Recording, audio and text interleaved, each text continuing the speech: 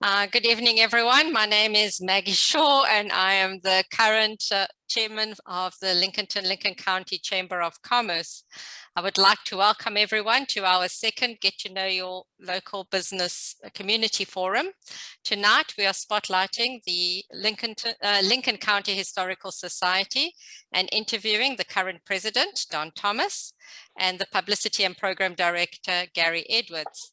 Our interviewer tonight is John Stone of the Lincoln County Development Authority. Welcome, gentlemen and ladies, and thank you for participating. John, over to you. Thank you, Maggie, and thank you for putting this on tonight with the Lincoln County Chamber of Commerce. It's a great way for people around Lincoln to see what's going on around their town, which a lot of folks don't know everything the Historical Society is doing. Don, I'll go to you first. How did you get involved with the Historical Society to begin with? And how did you become president this time? Well, one of Pat's friends invited us to attend a meeting, and it took a lot of persuading, but when I arrived at the park, it reminded me so much of my summers at my grandparents' house. My grandpa had a small blacksmith shop and of course the barn and all the other stuff, and I just got hooked. And as far as president, I kind of wasn't interested in doing it, but several members kept asking me to do it, and I finally agreed to do it. And it's been an honor, and I've really enjoyed it.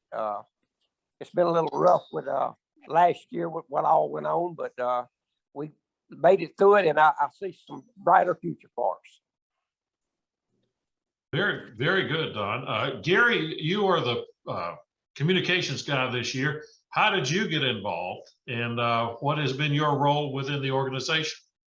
Well, when I moved here and then retired from the Navy, some friends down the street wanted me to come take a look at a house that they were talking about moving to the park. That would be our current tenant house, which used to be almost directly across from my driveway.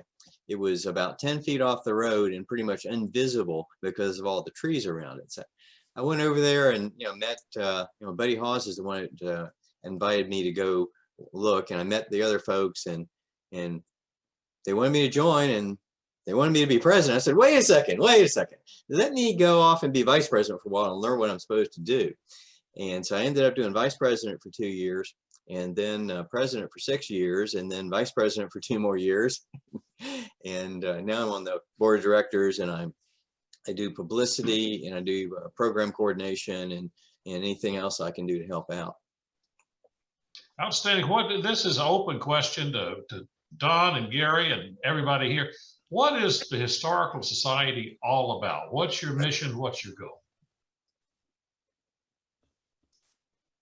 Well, I'll mention that I see the Lincoln County Historical Society as an organization to perpetuate, to remember the economic and the cultural heritage of Lincoln County.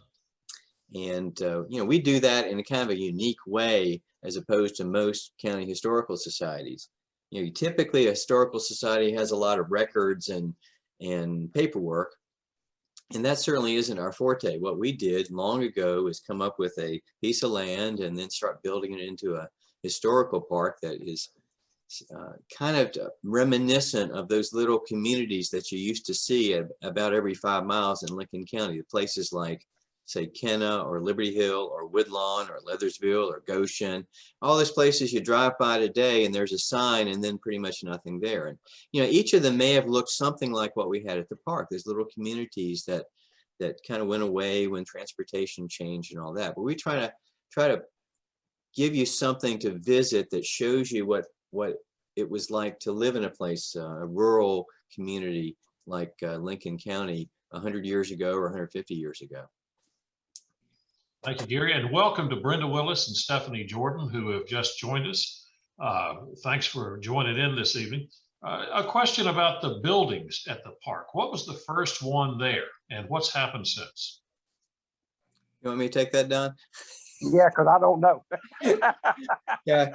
Yeah, we bought the land in about 1982, 1983. And the first building we moved in was the May House, which I've got pictured behind me. The May House used to sit on the lot where Bell's grocery store is now. and the doctor's office was there beside it. In 1987, that was given to us and we moved it to the park.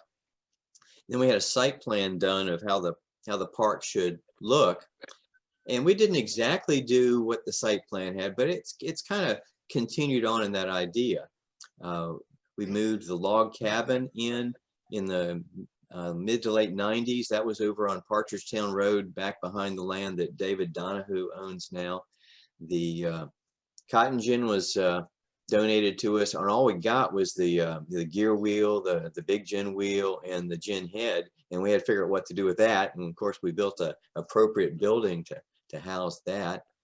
In I think 2006, we were given the grist mill. The grist mill used to sit on the lot beside where Bell's is on Ward Street, so we moved that over and built that. We built the Lewis Family Pavilion in 2001, and that is reminiscent of a Methodist camp meeting house. If you know the tradition of Methodist camp meetings, that's what you kind of see for the central point of their meeting. We had the turpentine still was donated in 2009. I think that was the first project that I was associated with. The smokehouse sometime in the late 1990s, and we built the barn. We built the turpentine still storage building. We bought the sawmill. I think the motivation for the sawmill was not so much as a display as it was something that allowed us to maintain the park in our building. As you probably know, we have a tradition of maintaining the park ourselves, and the sawmill allowed us to come up with lumber to the dimensions that we wanted.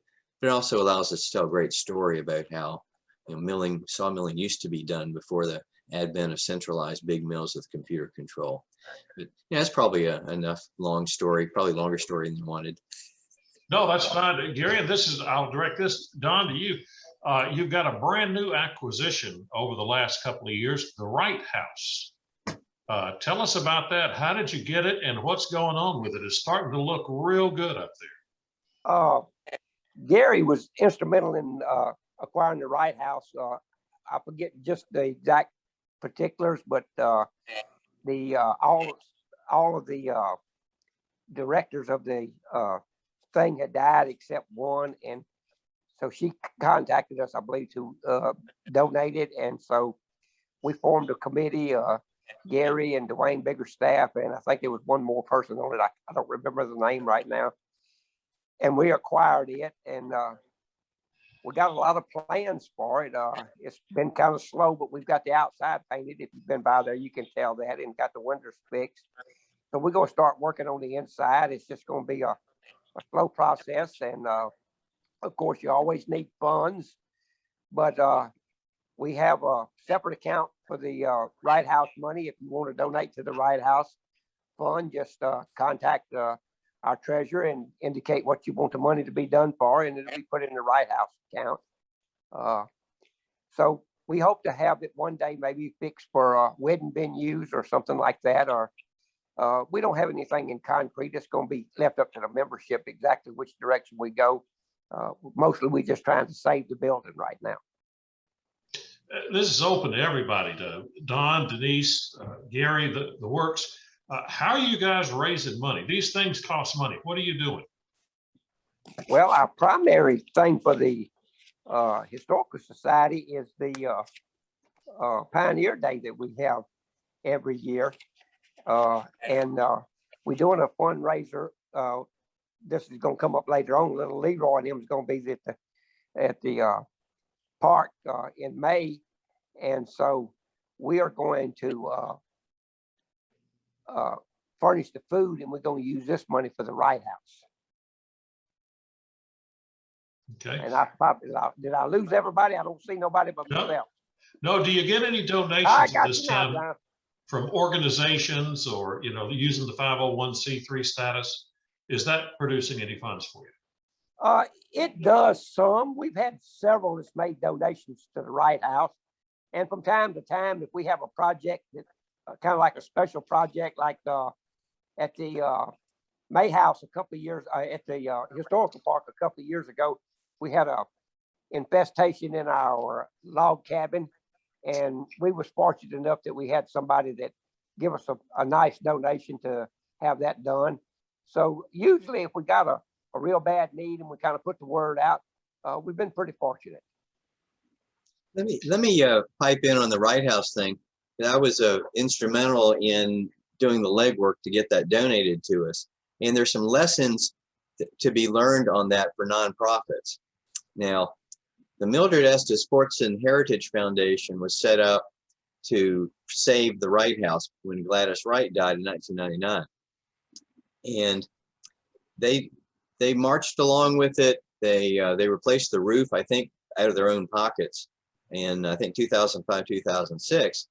But they were kind of old, and they kind of started kind of passing away, and they ended up, there was only really one person remaining in the organization. And so they really wanted to go ahead and donate it to us. But the challenge was that they had not renewed their corporate registration since 2006. And the state of Georgia dissolves an organization after, I think, 3 years. And so we looked at it and realized that, and Ben Jackson helped us with this, if you look up what a corporation can do, no corporation not in good standing in the state of Georgia can do anything. And so we ended up with a house owned by an organization that couldn't legally conduct any business in the state of Georgia, and there wasn't really a good way around that. What we did is we incorporated the Mildred Estes Sports and Heritage Foundation, again, with the one remaining member and a couple of board of directors members that knew who stepped in. And once we did that, then we authorized that organization, once it was in good standing, to transfer the house to the Lincoln County Historical Society. And so the lesson learned from that one is, if you're a nonprofit, you've got to keep your corporate registration up to date, or you won't be able to do anything. And that's kind of a problem. So, but it took about a year to get through the legal process of incorporating, transferring, and then dissolving that organization. You know, I notice everybody in Lincolnton has driven past the Wright House over the last couple of years, as you guys have taken it from being a grown-up property and sort of decrepit looking to the new fresh coat of paint on it. You've also got a ton of properties down in the historical park that have a lot of maintenance and keeping the buildings up and the park up. How are you doing that? How are you doing maintenance on what amounts to a small village? Well, we have our work day on Wednesday, and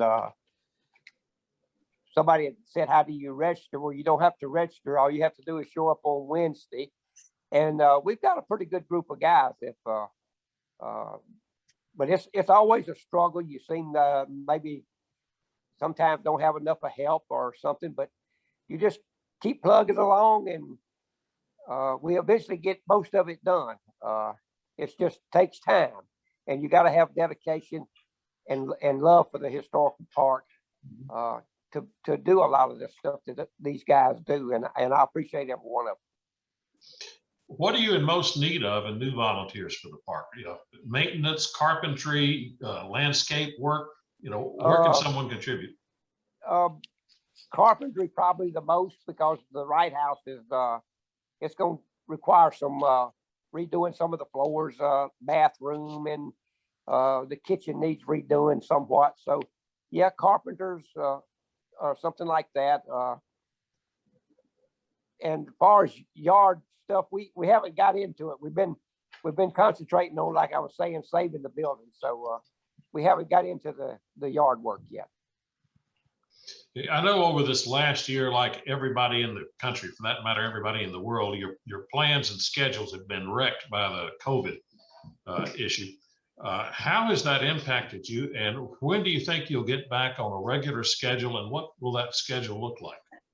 Well, we had to suspend our board of directors meetings and our regular meetings and our work days, and it's really impacted our fundraising attempts when you have to do all of that. But I would say that we've resumed our board of directors meetings and our work days, and we have our first monthly meeting scheduled for the first Wednesday rather of April, which will be April the 7th at 12:45 in the pavilion. And we're not going to serve a lunch. We usually serve a lunch, but if you want to bring a lunch and get there early, you can. And depending on what the board of directors wants to do and the members at large wants to do, I'm going to make a recommendation at our next board of directors meeting, which will be in a couple of weeks, that we resume our regular monthly meetings with meals in the May House in May. Outstanding. Gary, what's the history of the History in the Park event that's open to everybody? It's been very popular. Tell us about that, and specifically for someone new in Lincolnton that doesn't know a thing about it. What is History in the Park? How did it get started? How can you participate? History in the Park is a program I put together during my first term when I was president, and I honestly patterned it after the Augusta and the Washington Civil War roundtables. Yeah, and what I was after was a speaker about some aspect of history, usually Southeast American history, sometimes even Lincoln County history, if I can get a speaker to talk about that. But I also wanted to make it easy to put together. So instead of doing some type of sit-down meal with it, we just do a talk and then have desserts afterwards and coffee and stay around as long as anybody wants to talk to the speaker. Anybody can come. We don't charge admission. We do like people to bring desserts to contribute to the dessert table. But it's just a fun talk. There's no meeting whatsoever. You know, I wanted to not have a meeting. I wanted to just have a talk, because I find that when you try to combine a meeting and a talk, you don't do either one of them particularly well. And I wanted this to be a really good talk. There's two motivations for it when I originally set it up. One is I wanted the Historical Society to do something other than just one day a year have a Pioneer Day. The other was I wanted to drive membership. I wanted to have some place to go to recruit new members. And the neat thing about it is, one thing I was going to mention about Don is I think one of the greatest successes of the History in the Park program, because I think that's the first thing he came to at the park. And I think recruiting him was a great win for the History in the Park program, if it didn't do anything else. Outstanding. Well, Gary, once again, when is the next History in the Park, and what's the regular schedule that we have for that now? Yeah, the History in the Park is the first Thursday of the month. We usually start it sometime in April or so, and we run till November, and we usually skip July. So it's first Thursday of the month, 7 o'clock in the evening.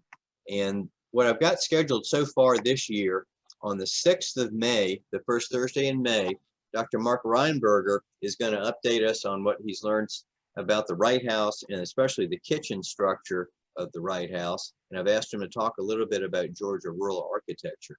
We had some dendrochronology done on the kitchen, and he's going to share us a little bit about those results. On June 3rd, I've asked Tom Poland to talk about his experiences growing up in Lincolnton, and mention his disappearing Georgia Lina, which is one of his reoccurring themes, as you see in his articles in the newspaper. And on August 5th, Ed DeVos is going to talk about his latest book, The Last 100 Yards. He's a retired Army infantryman, and The Last 100 Yards is a term about the real job of the infantry. Outstanding. We have a great local Lincoln County historian just joined us, Kevin Beggs. Kevin, welcome aboard, and how are you this evening? I see that your mic is muted right now. You might want to click that off, and if you do want to respond, we would like to get your input on a few things. But welcome, Kevin, and we'll ask a couple other questions here. Who are the other speakers you might have lined up for the year so far on History in the Park? Those are the ones I've got so far for the year, but Okay. I will also ask the Hillbillies in Training String Band to perform for us in November. That's kind of one of our traditions. And I am working on a talk about the British invasion of Washington during the War of 1812 that we didn't get to hear last year. Outstanding. There's a big event coming up in May, I think is the next major event you all have. Who wants to tell about that a little bit? Because I have a personal investment in it. Well, I can tell you that it's the Mother's Day tea. It's May the 8th, and Deborah Stone is the chairperson. And I know her. Is the person, you know her? She is the person to see to get tickets. Yeah. They had meeting Tuesday, and I may have lost y'all, Pat. We can still hear you. Still hear you. We lost the Can you video. still hear me? Okay. Yep. Anyway, they had a meeting Tuesday, and I know they're gonna have it at the pavilion, out at the pavilion this year. Other than that, I don't know a lot of particulars. She'll inform me at our next board of directors meeting. Fantastic. I know all the supplies for the Mother's Day tea are currently stored in what used to be my home office. So I'll be very happy to see that event get kicked off and move forward on that. So And that's May 8th, by the way. that's May 8th. Right. Pioneer Day. What are we doing about are we on target for having Pioneer Day this year, you think? We're on Yeah. target for having Pioneer Day. It's November 20th. And due to the COVID last year, our board of directors has taken on a challenge to make it bigger and better. And this is the one day of the year that we have everything in the park in operation. And so it's a very special day for us. And we hope to see everybody at Pioneer Day this year. And Gary is kind of over that. So you want to add something to that, Gary? Sure. Let me mention that for entertainment, David Donahue has agreed to be our entertainment chairman for Pioneer Day. So you should expect the music to have a old time mountain music flavor. And they're going to try to do a more extensive barn dancing. You know, we started that Pioneer Day last time we did it in 2019. It went over really well. We're going to try to pull that off again with a little bit more barn dancing. Everybody really had a good time with that. Outstanding. The John Dooley Fort at Elijah Clark. That's something that's on the drawing board for the Historical Society. Who wants to give a brief description of that effort? Don, I think you're very active with Sons of American Revolution. Yeah, I can do that. I want to tell everybody who John Dooley was. He was a patriot soldier during the Revolutionary War, and he had a fort in Lincoln County, which was on property which is now part of Elijah Clark State Park.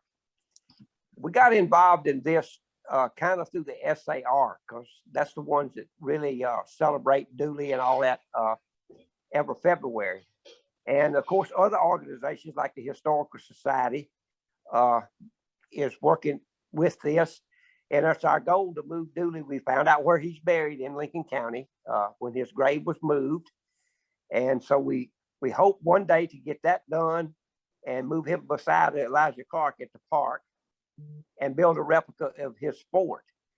But the problem with this is funds, number one, which we have an account set up at the Historical Society. If you want to donate to this, you can donate to this. We keep the funds separated. But you have to deal with DNR and the Corps of Engineers for anything you do at the park. So it's a real challenge, but we're going to work on it and try to get it done. And our hope, or my hope, is that it will bring increase in tourism to Lincoln County, kind of help our tax base. We need a lot of help and all the help we can get. And I believe if we could get a fort out there, it would help us. Very good. Brief description for new folks in Lincoln or anybody watching out of town. What happens on Pioneer Day? And that's always the Saturday before Thanksgiving. What happens on that day? What can people see? You know, Pioneer Day, I used to joke that the Lincoln County Historical Park was the best park in the world that's only open on one day of the year. But it's the only day that we really operate everything in the park. And, you know, our philosophy is to have displays that are operational, but it also takes a lot of people to operate them. So we operate all those on Pioneer Day. So you get to see the animal-powered cotton gin in operation, the sawmill, the grist mill. We open up the country store. We press cane and then makes syrup. We have the schoolhouse open. We have a quilt display in the May House, spinning display. So everywhere you look, Pioneer Day, something's going on. It's all related to the way people used to do things 100 to 150 years ago. Also, there's entertainment all day. I mentioned old time mountain music. We even usually have a raffle. But, you know, there's one thing I think that makes Pioneer Day very special and different from your typical small town festival. And, you know, we have some vendors. But instead of just being any vendors for anything, we control the vendors tightly to make sure that they are vendors that make sense for what we're doing. You know, you don't find funnel cakes, for example. You find things that may have been available 100 years ago or 150 years ago. And it all comes together to be just a really nice, coherent whole of studying rustic life and eating good Southern cooking. By the way, we have really good Southern cooking that we make ourselves and sell. And that's one of the ways we make money from Pioneer Day, but it's also one of the reasons people come to Pioneer Day. So all in all, it's just a wonderful event. It's the best small town festival I've ever seen. And we just keep trying to make it better every year. What is Super Museum Tuesday on May the 2nd? Sunday. Super Museum Sunday is a Georgia Sunday is a Georgia Historical Society activity where a number of museums or parks in the state open up for free and give tours. And we have been a part of that for at least last year. They didn't have it last year, so the year before last. And so we'll have the Lincoln County Historical Park open for tours from noon till 4 on May 2nd. And we don't usually have a very big turnout, but it's a lot of fun. And I personally really enjoy giving tours of the park. For a person that's never seen the Lincoln County Historical Park, to come to a little county like Lincoln County and see something that is just as eye-opening as that, it's just always fun to show that off to folks. And I look forward to doing that when we can. Very good. If someone wants to volunteer for anything at the park or donate anything or wants to become a member of the Historical Society, how do they go about doing it? Well, we're always looking for volunteers. And if you want to do work volunteers, we just show up on Wednesdays, 8:30.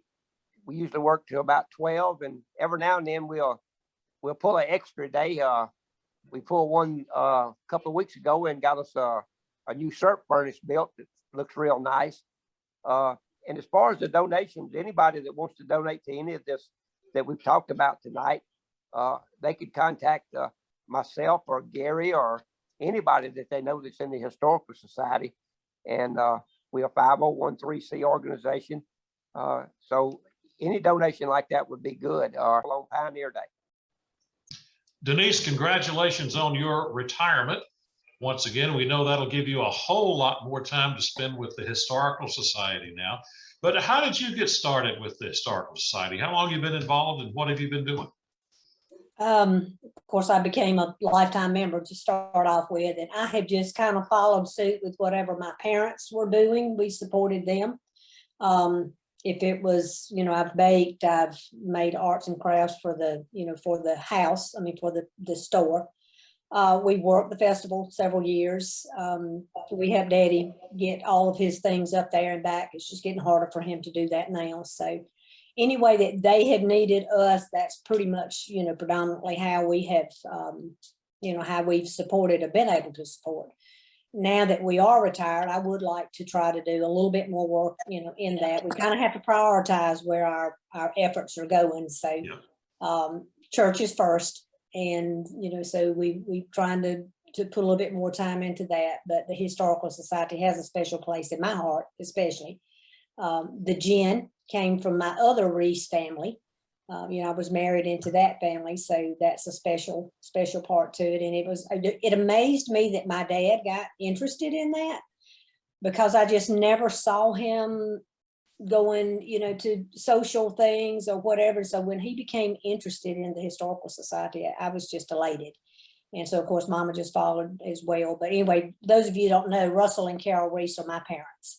So they love the Historical Society, but like I said, their health is declining and they're just not able to come and work like they have. But I have always been amazed to stand back and watch how some of these retired people have been able to do the things that they have done. I can remember Dr. Pennington and Mr. Norman Purcell, you know, they just turned out work that's just immaculate and amazing. And Jerry Stone is an uncle of mine, just to watch them and how they handled all of that heavy stuff and to do. So I know there's a need. We feel it, you know, we do. And, you know, hopefully we can, you know, support as much as we can. I do have a question, if it's okay to go ahead and ask, and you can answer it later if needed, but is there not any kind of government funding that is available for maintenance? And then also, how does the city and the county contribute to any of the needs that are there? Is there any assistance there? Right now, in terms of running down grants, I know, Gary, you've been active in that and trying to find various grants that would apply to the Historical Society and the park and the different projects. And we'll continue to look. You know, we did have a lot more historical grants available in past years than we do now. We work, the Development Authority, we work with the Richmond County, well, not the Richmond County, but the CSRA Regional Commission and Ann Floyd, who was very, very good on the historical grants. And a lot of those have just dried up in recent years, but we're still looking, and hopefully we can find some more, particularly with the Wright House being a new project. Yeah, we apply for Watson Brown Junior Board grant every year for something. We've been fairly good at getting those. The work that you see on the Wright House, the south wall was the grant that we got that for. Of course, we extended that to repairing all the walls and painting the whole thing. So we coughed up some of our own money for that.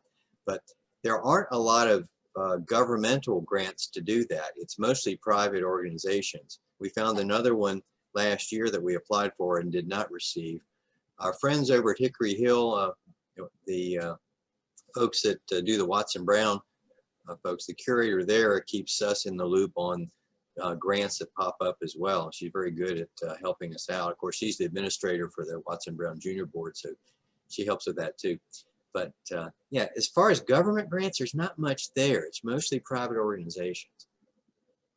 Well, if there's something that comes up that is particularly geared toward education, then we can go the Georgia Power route through Citizens of Georgia Power. You may have read where we got $10,000 for the UGA. We're doing the pollinator garden and walking trail.